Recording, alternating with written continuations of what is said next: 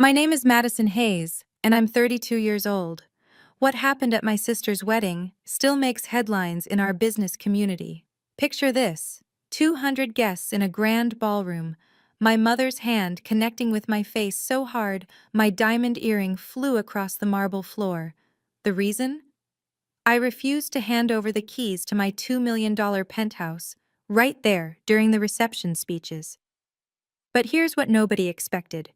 When the CEO of one of the city's largest investment firms walked through those ballroom doors an hour later, my mother's scream could be heard 3 floors up. The man who entered wasn't just any CEO. He controlled 40% of my father's company, and he had something very specific to say about what he'd just witnessed on a live stream. Before we dive into this story, please take a moment to like and subscribe, but only if you genuinely enjoy stories about standing your ground. Where are you watching from? Drop your location and local time in the comments below. Let me take you back to that morning when I thought I was just attending my little sister's perfect wedding. I arrived at the Grandview Hotel at 8 a.m., 3 hours before the ceremony. The ballroom looked stunning, white roses and gold accents everywhere, exactly what Sophia had dreamed about since we were kids. I'd contributed $50,000 to make this day perfect for her, though nobody would ever mention that. "Madison, finally," my mother said, looking me up and down. "That dress. Couldn't you have chosen something more feminine? You look like you're heading to a board meeting, not your sister's wedding." I smoothed down my navy silk dress, elegant, appropriate, and yes, probably something I'd wear to the office. "Good morning to you too, Mom." "Sophia looks absolutely radiant in her gown," she continued, not even acknowledging my greeting. "A proper bride. You should see how she glows." The comparison wasn't new. For 32 years, I'd been the daughter who was too ambitious, too independent, too masculine in my choices. Sophia was the princess, sweet, traditional, everything our parents wanted in a daughter. "Madison, can you check the seating arrangements?" Dad called out. "But don't reorganize everything like you always do." I bit my tongue. The seating chart was a disaster, with divorced couples placed together and business rivals at the same table. But pointing that out would just make me the difficult one again. What they didn't know, what I'd never told them, was that I wasn't just some middle manager at a random company. I was vice president of development at Hayes Capital, overseeing our entire Asia-Pacific expansion. But in this family, that achievement would somehow become another failing. Too career-focused, too independent, too much like the son they never had. "Of course, Dad," I said, keeping my voice level.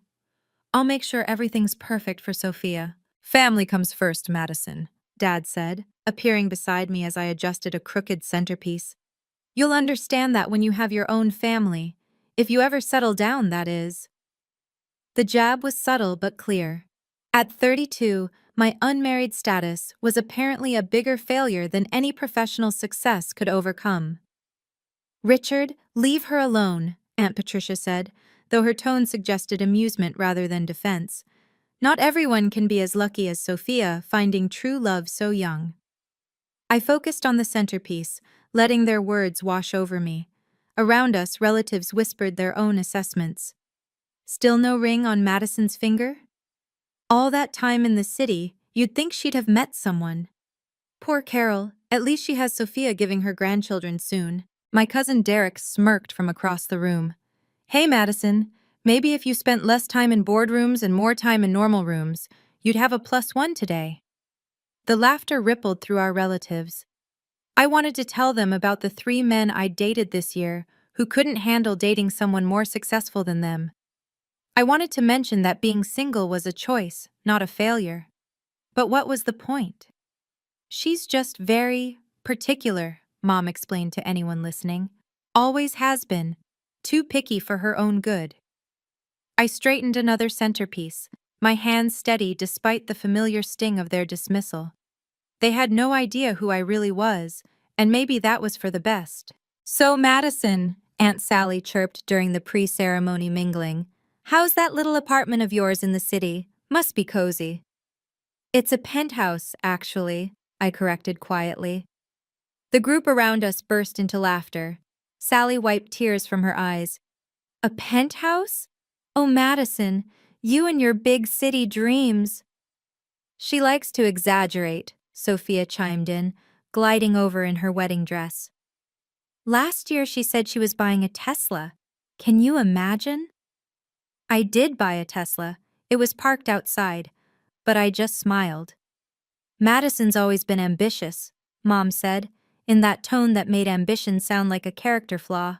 Too ambitious, really. There's nothing wrong with a modest apartment, Uncle Tom added patronizingly. Not everyone can afford luxury. No shame in that, kiddo. My phone buzzed with a notification from my building's concierge about tomorrow's delivery to my 4,500 square foot penthouse on the 45th floor. The one with floor-to-ceiling windows overlooking the entire city. The one I'd paid for in cash after closing the Singapore deal. I could have shown them the photos. Could have pulled up the virtual tour I had saved. Could have mentioned the feature in Architectural Digest last month. But what would that prove? That I needed their validation? You're right, Uncle Tom, I said instead. There's no shame in living within your means. Sophia laughed, that tinkling sound she'd perfected. See? Madison's learning to be more realistic. Finally. The irony was almost poetic. Standing alone by the window, I watched the city skyline where my penthouse towered above everything else. 10 years. That's how long it had taken to build my career from entry-level analyst to VP. 10 years of 80-hour weeks, red-eye flights, and deals that made headlines in the Financial Times. That penthouse wasn't just property, it was proof.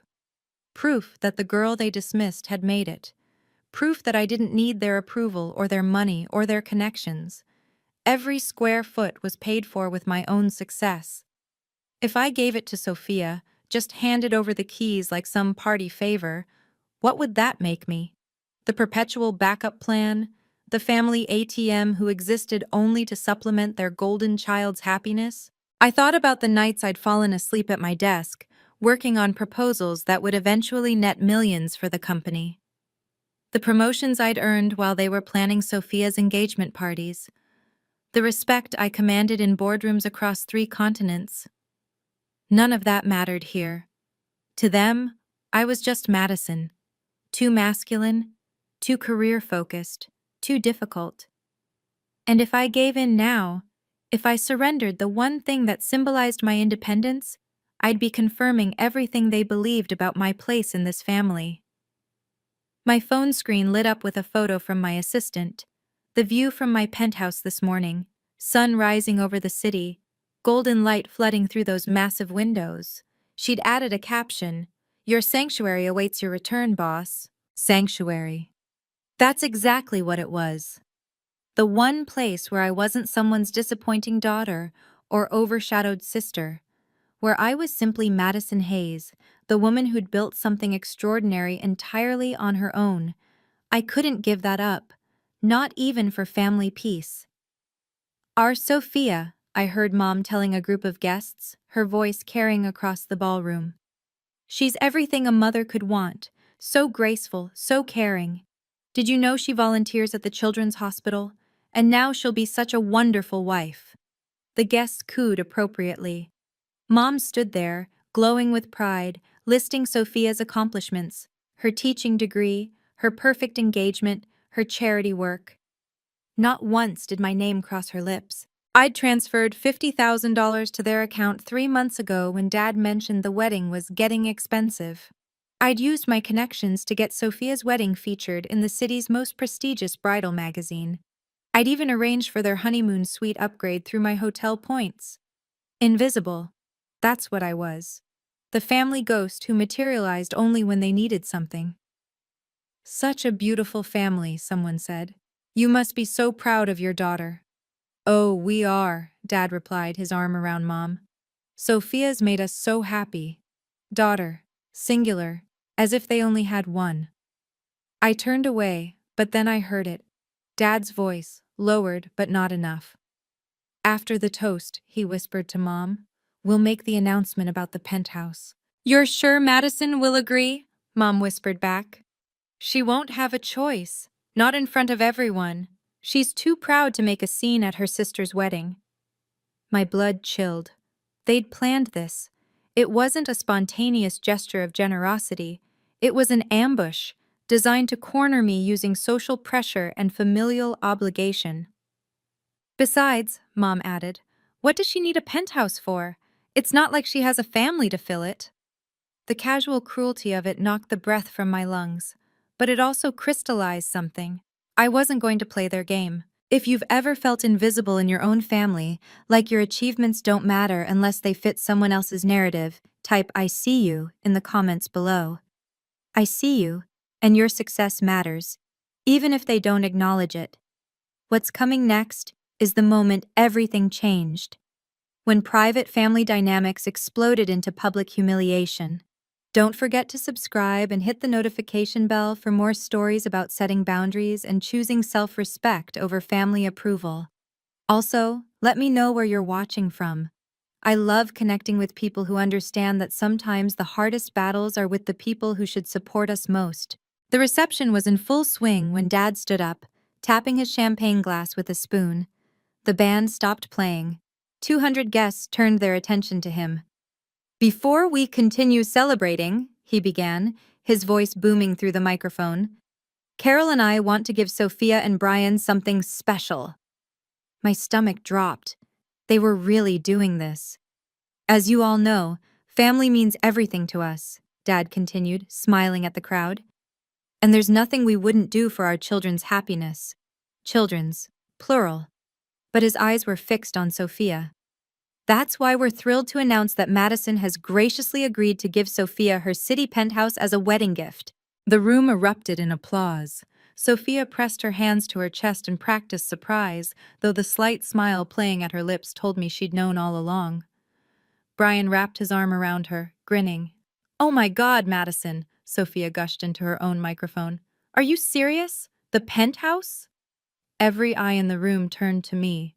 I stood frozen, champagne glass in hand, my mind racing. They'd orchestrated this perfectly. The announcement, Sophia's response, the public setting that made refusal seem monstrous. "Madison, come up here," Dad called out, waving me forward. "Let's have the whole family together for this special moment." The applause continued. People were smiling, nodding, some even wiping away tears at this beautiful gesture. I saw my boss's wife at table 12, 3 major clients at table 8. My entire professional network scattered throughout the room, all watching me, all expecting me to smile and play the generous sister. This wasn't just an ambush. It was a calculated assassination of my autonomy. I set down my champagne glass and stood slowly. The room fell silent, waiting. "I'm sorry, what?" My voice carried clearly without the microphone. Dad's smile faltered slightly. "Your penthouse, sweetheart, for Sophia and Brian." "This wasn't discussed with me," I said, keeping my tone level and professional. A ripple of whispers crossed the room. Dad's face reddened. "Don't be selfish on your sister's day," he said, still holding the microphone, ensuring everyone heard his words. "Dad, this is inappropriate. We can discuss this privately." "There's nothing to discuss." Mom grabbed the microphone from Dad. "It's a wedding gift, from the family." "It's my property," I stated simply. "And I haven't agreed to anything."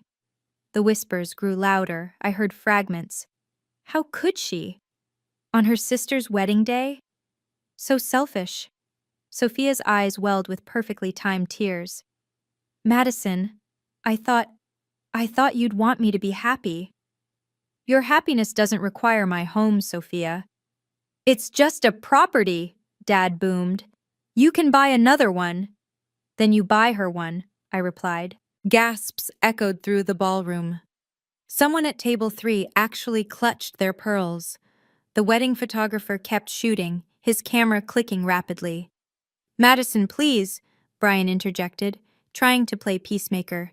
"We'd take such good care of it." "I'm sure you would, but the penthouse is not available."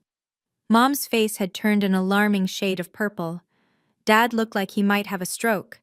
And Sophia? Sophia's mask of sweetness was cracking. revealing something uglier underneath. "Come on, Madison," Aunt Sally called out. "It's family." "You don't even have a family to fill it," Uncle Tom added.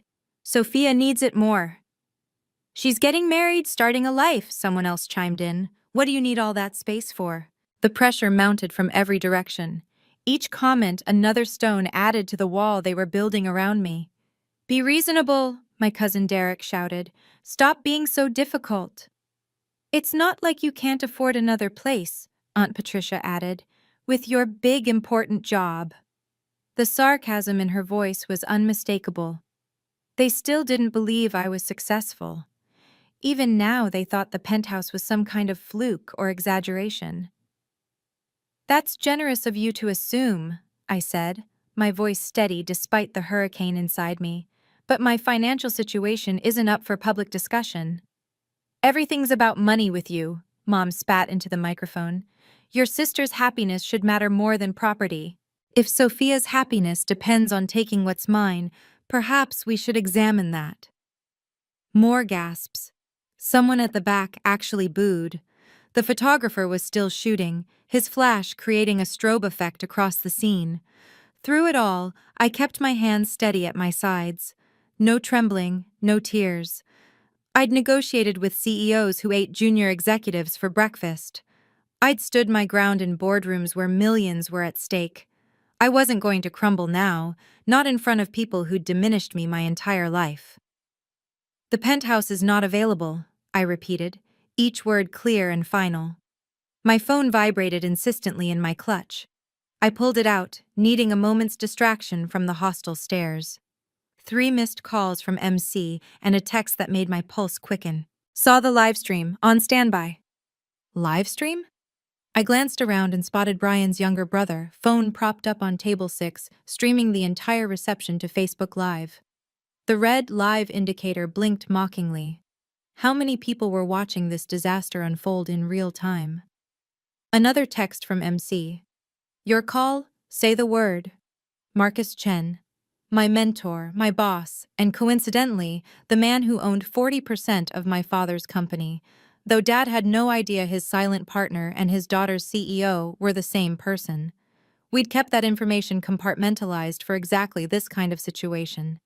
"Madison, put the phone away," Mom snapped. "This is family time." "Apparently, it's also public entertainment," I said, nodding toward the live stream setup. "Your son-in-law's family is broadcasting this to the internet." Brian's brother quickly grabbed his phone, but the damage was done. Who knew how many people had already seen my parents trying to publicly coerce me into surrendering my home? "Wait for my signal," I texted back to Marcus, then slipped my phone back into my clutch. "So dramatic," Sophia sighed into the microphone, playing the victim perfectly. "All this fuss over a piece of property, I thought my sister loved me enough to want to help start my marriage off right." The crowd ate it up. Poor Sophia, rejected by her cold, selfish sister. But I noticed something. Dad kept checking his phone too, his face growing paler with each glance. The live stream had consequences he hadn't anticipated. "Your wedding is trending, by the way," I told Sophia quietly. "Congratulations." Standing there, surrounded by judgment, a memory surfaced from 6 months ago. Marcus had insisted on adding an unusual clause to my penthouse purchase agreement. "Trust me," he'd said, reviewing the papers. "You want protection against third-party interference, especially coercion from family members." I'd laughed it off then. My family was difficult, not dangerous. But Marcus, who'd built an empire from nothing, knew better. "If anyone tries to force you to transfer ownership under duress," he'd explained, "this clause activates. The company retains right of first refusal and can intervene to protect the asset, and you." The penthouse had originally been a corporate property, transferred to me as part of my compensation package. The paper trail was impeccable, the ownership legitimate, but that Clause 15.3, I remembered, gave Hayes Capital legal standing to intervene if someone tried to force me to surrender it. It wasn't just about property law. It was about protecting executives from exactly this kind of manipulation. Marcus had seen too many successful women pressured into giving up their assets to family members who felt entitled to their success. Madison's always been stubborn, Dad was saying to the crowd, trying to salvage the situation. But family comes first. She knows that. Family doesn't ambush each other, I said quietly, but my voice carried. The room went silent again. Even the waitstaff had stopped moving, trays balanced in their hands, watching this train wreck unfold. I thought about the documents sitting in Marcus's office safe. The ones that detailed not just the penthouse ownership, but the entire financial structure of Hayes Capital. The ones that would be very interesting to my father if he knew his daughter was essentially his business partner's right hand. Thank God for that clause Marcus insisted on. Mom descended from the head table like an avenging angel, her beaded gown catching the light as she stormed across the dance floor. She still clutched the microphone, her knuckles white around it. Madison Hayes, her voice boomed through the speakers, you will not ruin this day. You will not embarrass this family. I'm not the one creating a scene, Mother. We raised you better than this. She was 3 feet away now, close enough that I could see the vein throbbing in her temple. We gave you everything. You gave Sophia everything, I corrected. I earned what I have. You ungrateful. She caught herself, remembering the audience. Then, with forced sweetness that fooled no one, Sweetheart, just give your sister the keys. It's such a small thing. No. The word hung between us like a challenge. Mom's face cycled through emotions: disbelief, rage, humiliation. The entire ballroom held its breath. You will do this, she hissed, momentarily lowering the microphone. Or so help me. Or what? I asked, genuinely curious what threat she thought would work. She raised the microphone again. Everyone. My daughter seems to have forgotten what family means. Perhaps you can help remind her. The crowd stirred uncomfortably.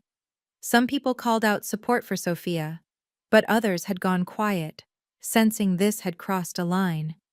Give your sister the keys. Mom's voice had dropped to a dangerous whisper that the microphone still caught. Now. No. You selfish, ungrateful girl. The words exploded from her. After everything we've done, everything we've sacrificed, you can't do this one thing? You're a disgrace to this family. She was close enough now that I could smell her perfume. The same suffocating floral scent from my childhood. Close enough to see years of resentment burning in her eyes. The slap came without warning. Mom's hand connected with my cheek with such force that my head snapped to the side. The crack echoed through the ballroom's perfect acoustics, amplified by the microphone she still held. My diamond earring, a gift to myself after closing the Singapore deal, flew off, arcing through the air in what seemed like slow motion before hitting the marble floor with a delicate ping. 200 guests gasped in unison. Then silence. Complete, absolute silence. The kind that makes your ears ring. The kind that makes every heartbeat sound like thunder. I stood perfectly still, my cheek burning, feeling the heat spread across my face. The photographer's camera had stopped clicking. The waitstaff stood frozen. Even the children at table 15 had gone quiet. Mom's hand remained suspended in the air, as if she couldn't quite believe what she'd done. The microphone in her other hand picked up her ragged breathing. I could see everything reflected in the mirrored walls. My reddening cheek, Mom's shocked face, Dad half standing from his chair. Sophia with her hands pressed to her mouth in what might have been genuine surprise. Brian's brother had his phone up again, capturing everything. The earring lay on the white marble, its diamonds catching the chandelier light, maybe 10 feet away. Such a small thing, but somehow it felt like the most important object in the room. I didn't move, didn't speak, didn't even bring my hand to my burning cheek. I just stood there, letting the silence say everything that needed to be said. Slowly, deliberately, I walked to where my earring lay on the marble floor. My heels clicked in the silence, each step echoing through the ballroom. I bent down, picked up the earring, and carefully put it back on. The simple action took maybe 30 seconds. It felt like 30 years. I straightened, smoothed my dress, and looked directly at my mother. She'd lowered her hand, but still gripped the microphone, her face a mixture of defiance and dawning horror. "Excuse me," I said, my voice perfectly steady. Then I turned to the head table. "Congratulations, Sophia. I hope your marriage brings you joy." I picked up my clutch from my table and walked toward the exit.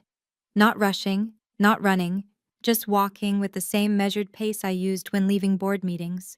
"Madison!" Dad called out. "Madison, wait!" I didn't stop, didn't turn around. Behind me, the ballroom erupted in chaos. Voices rising, chairs scraping, someone crying. But I kept walking. The moment I cleared the ballroom doors, I pulled out my phone and hit Marcus's number. He answered on the first ring. "Madison?"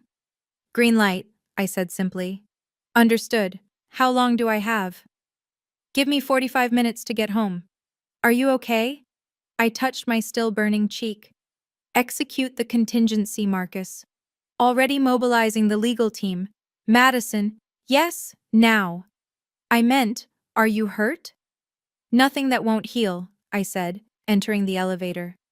"But Marcus, make sure you bring the shareholder agreement, the one Dad never actually read." "With pleasure." I ended the call as the elevator doors closed, leaving my family's chaos behind. That moment, the slap heard by 200 people, did it make your blood boil? I know what it's like to be humiliated by the people who should protect you. But sometimes the best response isn't anger, it's strategic action. What comes next will show you why you should never underestimate someone you've pushed too far. If you believe in standing up for yourself, hit that like button. If you've ever had to set a hard boundary with family, type boundaries in the comments. The next part is where everything shifts, where the invisible daughter becomes the one holding all the cards. 45 minutes later, I was in my penthouse, ice pack against my cheek, when my phone buzzed with a text from Marcus. "Entering the building now." I'd changed into jeans and a soft sweater. Armor wasn't needed anymore. The battle was already won. They just didn't know it yet. My phone lit up with notifications. Brian's brother's live stream had been shared over 500 times. The slap was already a gif. But I didn't care about internet fame. I cared about what was happening in that ballroom right now. Marcus texted again. Walking in, Richard just saw me. I could picture it perfectly. Marcus Chen, in his $10,000 Armani suit, walking into that ballroom with his signature confidence. 2 lawyers flanking him, briefcases in hand. The same Marcus Chen whose name appeared in Forbes. The same one my father had been desperately trying to schedule a meeting with for 6 months. Another text. His face just went white. Then, "Your mother is screaming." I walked to my floor-to-ceiling windows, looking out at the city lights. Somewhere down there, in that grand ballroom, my family was learning a lesson about consequences. My phone rang. Unknown number. "Hello? Madison?" It was Brian's brother, whispering. "You need to see this. Your dad looks like he's about to pass out. This Chinese guy in a suit just said your name and something about partnership agreements. Your mom literally screamed when she saw him. Who is this guy?" "Someone who believes in protecting his investments," I said. "Your dad keeps saying Mr. Chen over and over. Is this the Chen, the one who owns—" "I have to go," I said, ending the call. The city sparkled below, peaceful and oblivious. But in that ballroom, an empire was shifting. My phone rang again. This time it was Marcus. "You're on speaker," he said. "I'm here with your parents and their guests." I could hear the ballroom's stunned silence in the background. "Richard?" Marcus's voice carried that CEO authority that made board members squirm. "I need to clarify something for everyone present. Madison Hayes is not just some employee at my company. She's our Vice President of Development, managing our entire Asia-Pacific expansion." I heard collective gasps through the phone. "That's impossible," my father's voice, weak and confused. The Singapore deal that netted us 40 million? Madison led that. The Tokyo office that's now our most profitable branch? Madison built that from the ground up. The partnership with Samsung that your company desperately wanted a piece of? Madison negotiated every detail. You're lying, Mom's voice, shrill and desperate. Mrs. Hayes, your daughter is one of the most valuable executives in this city. The penthouse you tried to take, it was part of her executive compensation package. A package that, I should mention, includes certain protections. What protections? Dad asked. The ones that activate when someone attempts to coerce her into surrendering corporate assets, which, according to the live stream that's now been viewed 20,000 times, is exactly what happened here tonight. 20,000 in less than an hour. Furthermore, Marcus continued, as someone who owns 40% of your company, Richard, I'm deeply concerned about the judgment you've displayed tonight. Publicly attempting to steal from your own daughter? Allowing your wife to assault her? This raises serious questions about your leadership. You can't. This is family business, Dad sputtered. The moment you made it public, you made it my business. Madison, are you still there? I'm here, I said clearly. Would you like to press charges for assault? The ballroom held its breath. Let me explain something, Marcus's voice continued through the speaker. That live stream shows clear assault and attempted coercion. This triggers Clause 15.3 of our shareholder agreement, Richard, the one about moral turpitude and conduct unbecoming of leadership. What are you talking about? Dad's voice cracked. Page 47 of the agreement you signed 5 years ago. I can call an emergency board meeting within 24 hours. Given that I control 40% and the Jensen Trust controls another 15, they're very interested in this situation, by the way. You do the math. I could hear papers rustling. Marcus was laying out documents on the head table. This is extortion, Mom shrieked. No, Mrs. Hayes, extortion was demanding your daughter's property in front of 200 witnesses. This is consequence management. Madison. Dad's voice came through, pleading now. Tell him to stop. This is going too far. Too far? I finally spoke. Like slapping your daughter at a wedding wasn't too far? You can't destroy our family business over this. I'm not destroying anything, I said calmly. I'm protecting my assets and my dignity. Marcus is protecting his investment. If your behavior threatens that investment, that's on you. The video is everywhere, someone whispered in the background. It's on Twitter, Facebook, the local news picked it up. Here's what's going to happen, Marcus announced. Richard, you have 48 hours to issue a public apology to Madison. A real one, not some PR nonsense. You'll acknowledge her professional achievements and her right to her own property.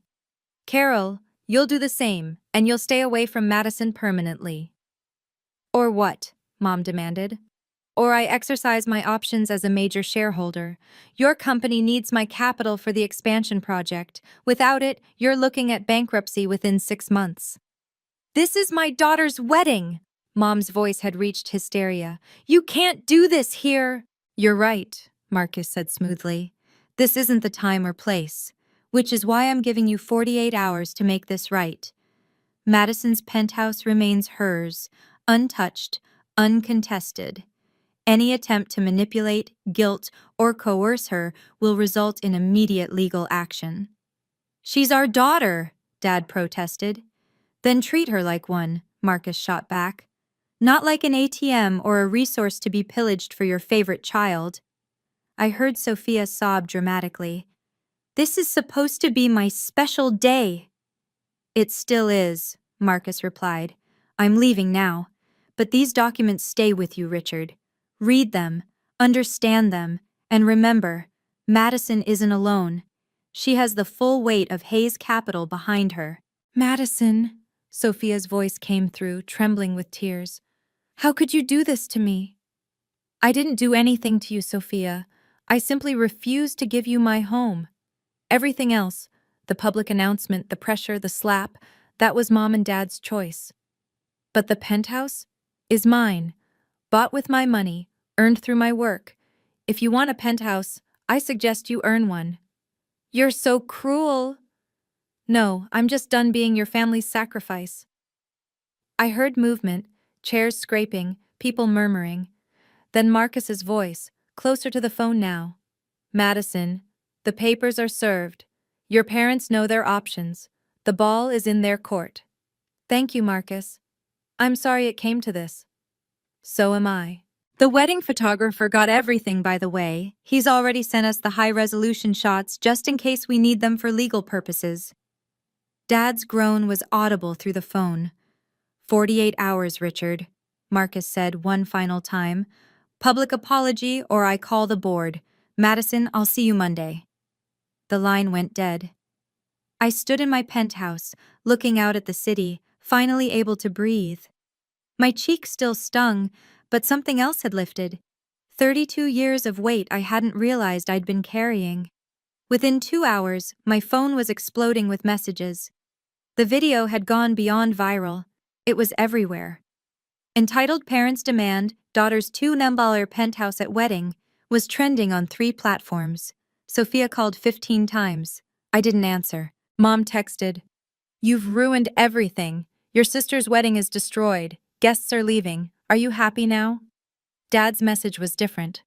"We need to talk, please." But the most interesting messages came from unexpected sources. 3 of Dad's biggest clients had seen the video. "Richard, I'm concerned about what I just witnessed. We need to discuss our contract." Jim Patterson, Patterson Industries. "This is deeply troubling behavior. My wife is insisting we reconsider our partnership." David Kim, Kim Electronics. "I don't do business with people who hit their children. Contract terminated." Sarah Williams, Williams Logistics. That last one was a $3 million annual contract. Gone. Brian's family group chat, which I'd been added to months ago, was in chaos. His mother, "We're leaving. This is disgraceful." His father, "The wedding is off until we understand what kind of family we're joining." The wedding was falling apart, and I wasn't even there. Marcus texted privately, "Your father just called. He's panicking about the clients. 3 more have reached out with concerns." Then, the most satisfying message of all, from someone who'd recorded everything. "Your mom fainted when she realized the CEO of Hayes Capital was your boss. Like, actually fainted. They had to call paramedics." I poured myself a glass of wine from the bottle I'd been saving for a special occasion. If standing up for myself wasn't special, what was? My assistant texted, "Boss, you're trending. Also, 5 headhunters have already called asking if you're looking for new opportunities." Apparently, standing up to toxic family is very in right now. I laughed, actually laughed, for the first time in days. By Monday morning, the business community had chosen sides, and it wasn't even close. The video had been shared in every major business network in the city. The narrative was clear. Successful daughter refuses to be bullied by entitled parents. CEO steps in to protect valuable executive from family exploitation. Dad's company lost 6 contracts in total. The expansion he'd been planning for 2 years was dead in the water. Without Marcus's capital and with the client exodus, he'd have to downsize. Sophia's honeymoon to Bali was canceled. Not by her, by Brian's family. They wanted to reassess the relationship dynamics before moving forward. The wedding gifts were being returned, but the most unexpected consequence came from my own company. Marcus called me into his office Monday afternoon. "The board wants to promote you," he said without preamble. "Senior VP of Global Operations. The Asia-Pacific success, combined with how you handled the situation, they're impressed." I got slapped at a wedding. That impressed them? "You stood your ground against massive social pressure. You protected company assets. You maintained composure under extreme duress. That's exactly the kind of leadership we need. And the fact that you had to intervene shows you know when to leverage your resources." Madison, "I've seen a lot of executives crumble under family pressure. You didn't just stand firm, you won." The promotion came with a 40% raise and stock options, enough to buy another penthouse if I wanted. Not that I needed another one. The one I had was perfect, a symbol of everything I'd achieved without my family's help or approval. I donated the raise bonus to a women's shelter that helped abuse victims leave toxic situations. It felt like the right thing to do. Dad's public apology came exactly 47 hours after Marcus's ultimatum.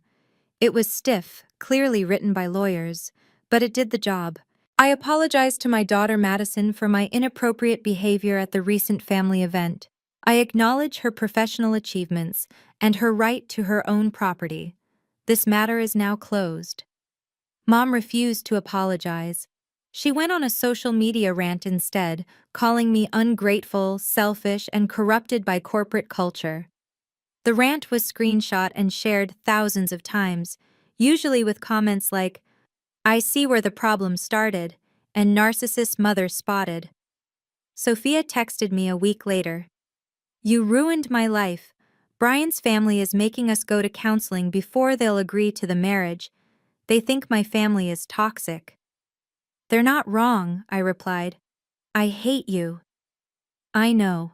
The extended family split into camps. Some sided with my parents, saying family should come first. Others reached out privately, sharing their own stories of being the scapegoat, the ATM, the one who was never good enough. Cousin Derek messaged, "I'm sorry for what I said. I didn't know they treated you like that all the time." Aunt Patricia, "Your mother is my sister, but she was wrong. I'm proud of you for standing up." But the most surprising message came from Brian. "I didn't know about the penthouse ambush. I would have stopped it. Sophia needs to grow up, and maybe this is the wake-up call she needs. I'm sorry about your mom hitting you. That was assault, plain and simple." At least someone in that family had sense. I changed the locks on my penthouse the next day. Building security was given a list of people who were permanently banned from the property. My parents' names were at the top. The doorman, James, who'd known me for 3 years, pulled me aside. "Ms. Hayes, I saw the video. Good for you. My daughter went through something similar. Family isn't always family, you know?" I knew. I blocked my immediate family on all social media platforms. No dramatic announcement, no explanation, just quiet removal of their access to my life. My work became my focus. The promotion meant managing teams across 12 countries. I threw myself into it, building something meaningful without the weight of family expectations. Marcus became more than a boss. He became the mentor my father never was. "You know," he said over coffee one morning, "the best revenge is a life well lived without them." 3 months later, I got a text from an unknown number. It was a photo of Sophia's wedding gift, the one I'd sent after everything calmed down. A certificate for 6 months of family therapy sessions. "This is insulting," the message read. "It's necessary," I replied, then blocked that number too. My penthouse became what it was always meant to be, a sanctuary, a place where no one could demand, belittle, or diminish me. The floor-to-ceiling windows that looked out over the city reminded me daily that I'd built something they couldn't take away. Not for lack of trying, though. 6 months later, the dust had settled into a new reality. I was thriving. The senior VP position had led to a feature in Forbes, 40 Under 40. The article mentioned nothing about the wedding incident, focusing instead on my innovative approaches to Asian market expansion. Dad's company had stabilized but never recovered its previous standing. He'd aged 10 years in 6 months. Through mutual business contacts, I heard he'd started therapy. Too little, too late, but at least it was something. Mom doubled down on her victim narrative, telling anyone who'd listen about her ungrateful daughter who chose money over family. Most people had seen the video. They knew better. Sophia's marriage to Brian lasted exactly 4 months. The counseling had revealed deeper issues: entitlement, inability to take responsibility, expecting others to provide for her. Brian's family had been right to be concerned. The divorce was quiet but final. She texted me once. "I hope you're happy. You got what you wanted." "I got what I earned," I replied. "There's a difference." The family I found at Hayes Capital became my real family. We celebrated wins together, supported each other through challenges, and never once did anyone demand I sacrifice my success for their comfort. Marcus and his wife invited me to their family dinners. His daughters, both in college, looked up to me. "You're proof we don't have to shrink ourselves for anyone," the older one said. That was worth more than any approval my birth family could have given. So here's what I learned from that disaster of a wedding. Blood doesn't make you family, respect does. Success isn't something you owe to people who never supported your journey. And sometimes, the most powerful thing you can say to toxic family is nothing at all. My penthouse remains mine. Every morning, I watch the sunrise through those floor-to-ceiling windows, coffee in hand, grateful for the peace I fought to protect. It's not just property, it's proof that I chose myself when everyone expected me to choose them. If you're struggling with family who demand more than they give, who take credit for successes they didn't support, who expect you to light yourself on fire to keep them warm, know this: your boundaries matter. Your success is yours. Your peace is worth more than their approval.